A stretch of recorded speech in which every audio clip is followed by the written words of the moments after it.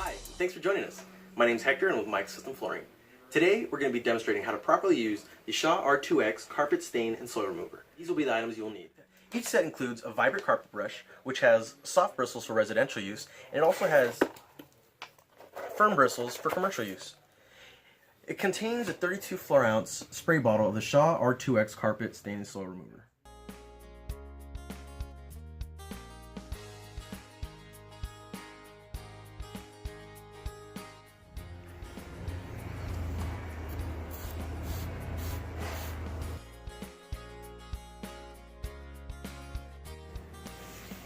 After the solution has penetrated the stain, be sure to blot the stain out with the clean white rag.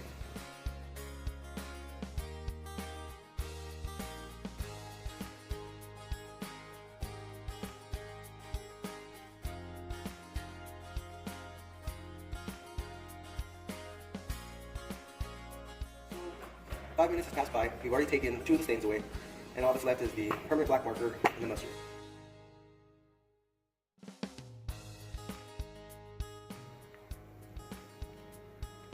Thank you all for watching, and I hope this demonstration was helpful. Be sure to catch our next episode featuring our R2X hard surface cleaner.